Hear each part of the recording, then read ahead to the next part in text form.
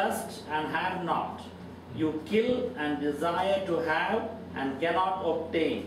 You fight and war, yet you have not, because you ask not. You have not because you ask not.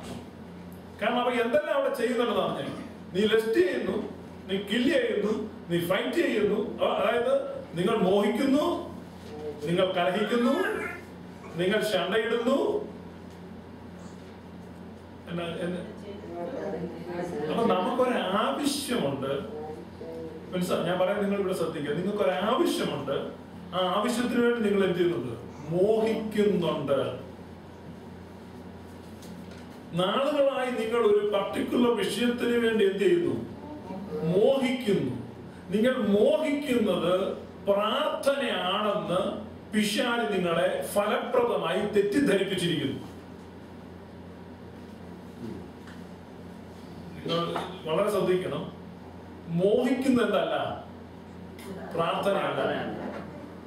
എന്നോട് ഒരാൾ പറഞ്ഞു, പാസ്റ്ററെ, ഞാൻ 11 വർഷമായി പ്രാർത്ഥിച്ചുകൊണ്ടിരിക്കുക. ഞാൻ ചോദിച്ചു, നിങ്ങൾ എങ്ങനെയാ പ്രാർത്ഥിക്കുന്നത്? ഞാൻ അദ്ദേഹത്തെ ഇന്റർവ്യൂ ചെയ്ത് വന്നു കഴിഞ്ഞപ്പോ അയാൾ ഒരിക്കൽ പോലും പ്രാർത്ഥിച്ചിട്ടില്ല. പക്ഷെ അയാൾ 11 കൊല്ലമായിട്ട് ആഗ്രഹിക്കുന്നുണ്ട്.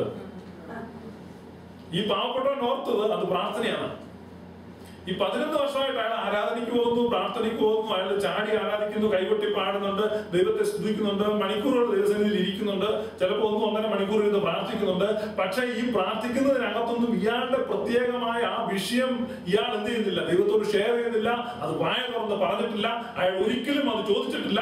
പക്ഷെ അയാൾ പ്രാർത്ഥിക്കുന്ന സമയത്ത് അയാളുടെ ഹൃദയത്തിന്റെ അകത്ത് മോഹിക്കുന്നുണ്ട്, ഹൃദയത്തിന്റെ അകത്ത് ഒരു ആഗ്രഹമായി സൂക്ഷിക്കുന്നുണ്ട്. പക്ഷെ ദൈവത്തിൽ നിന്ന് ആ പ്രാർത്ഥന മറുപടി കൊണ്ടുവരുന്നില്ല.